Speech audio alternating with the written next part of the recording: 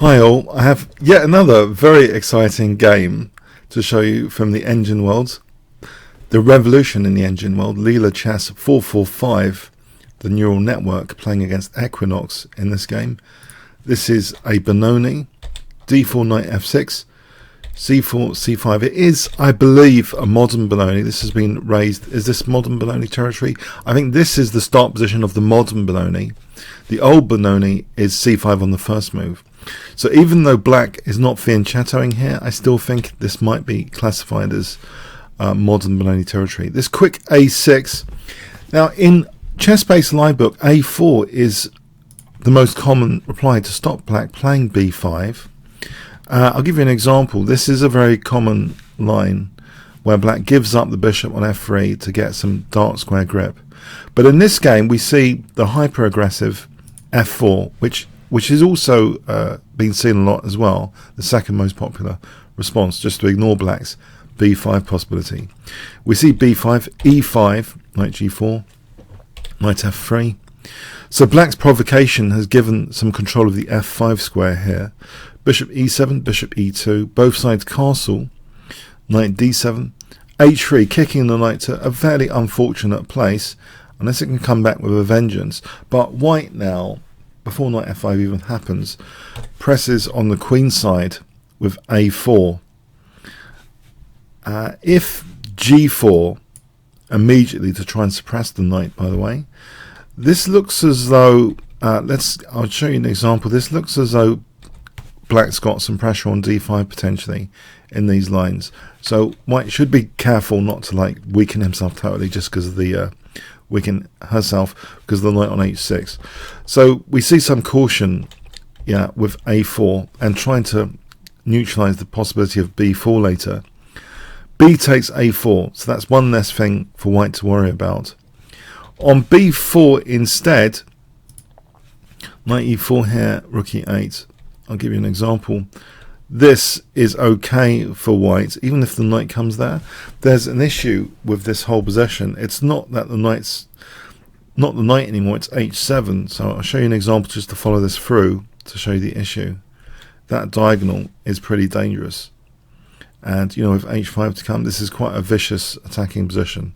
This kind of thing is going to be a bit of a disaster for black, for example like this, with ideas of queen takes d7 or knight f6 check.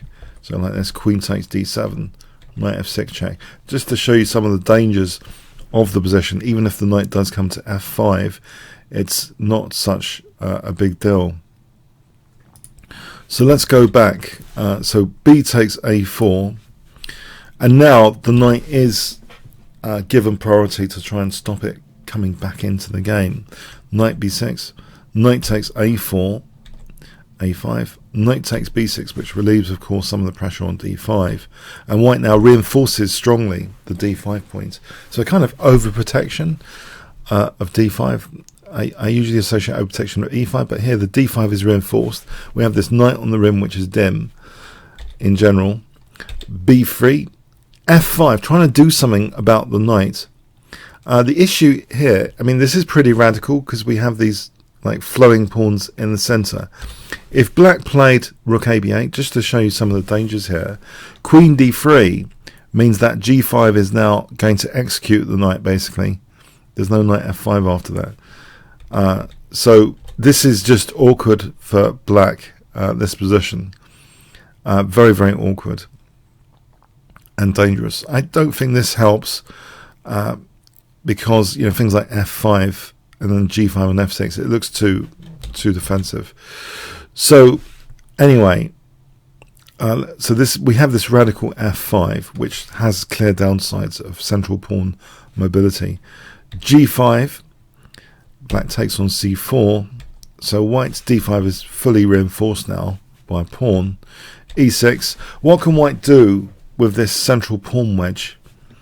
So knight h8, not the happiest knight. If knight d3, knight d8, queen d3, and there's a big issue here with f5, believe it or not. After a4, for example, kick the queen out, and then knight h4. There's nothing that black can really do about this f5, because if g6, that fatally weakens the diagonal, which is a bigger point here with that pawn wedge. So for example, rook, for example, bishop b2, and with queen c3 ideas, it's absolutely crushing. So yeah, we have a very, very awkward knight on h8 here, which I think has something to do with defending in some way instead of knight d8 basically. h4, rook fb8, rook a3, which deprives the b3 square from black. So without interference from black on the queen side, white can build up potentially now a bit more. So queen c2 here, protecting the pawn, rook a7. On rook f8, you see that f pawn eyed, but the queen is responsible for c4. But if rook f8, white can play actually h5 to give h4 for the knight to hit f5 like this. And again, this theme is recurring and instructive for the attacking player, that once g6 is prompted, you can just pounce on this diagonal here. This is just going to be devastating, this battery on the diagonal. So basically, rook a7, h5 now. Anyway, queen takes f5 was possible, but there's some complications after queen takes c4. They seem to be in white's favour anyway, but h5, getting on with things. Bishop f8, bishop d2. The queen drops to c8, so there's no problem with c4 now. Free hand time, and yeah, f5 is still there to be taken, and it is taken now. g6. So yes, this looks like a big advantage for white. a4, and the bishop goes on this potentially lethal diagonal. Black tries to get rid of that dangerous bishop at some cost though. A queen side pawn dropping off. Yeah, basically white's 2 pawns up. These pawn chains are extremely aggressive, especially this central pawn wedge. A form pawn installed on h6. Look at that knight on h8. Total disaster. Equinox is a respectable chess engine, believe it or not, but it has been given a terrible opening to work with, to be fair. But that does make for an entertaining game to cover. So knight h4 with ideas of f5, for example, queen e8. White's position is actually so strong that the rook can even be left on a4. I was just experimenting with f5, not realising the rook's hanging, but even in this line, white's position is still good. After this, white's still got a big advantage here. It's just the pawns are absolutely winning. It's a big advantage for white technically. But anyway, better to move the rook. So f5 can wait. Rook b3. Rook takes d6. It's absolutely crushing, clearly. Let's just see the end of this game. Queen e5, and now there's a nasty idea emerging of rook b8 to pin the queen, basically, because the queen's on e5. So that's the arrangement that white's trying to make here with this move, rook d b6, focusing on rook b8 now. Yeah, I know, it's absolute devastation. The pawns carry on in the centre as well. Yeah, black's totally kaput after d takes e7. Yeah, it's adjudicated here. It's just totally lost. Of course, white's totally material up and everything. So, okay, I thought a little bit of entertainment in these games. This game, I think, does probe for questions on actually the mainline a4. Is the mainline a4 in our human book justified? Maybe Leela Chess has got a point that e5 has got some venom to it.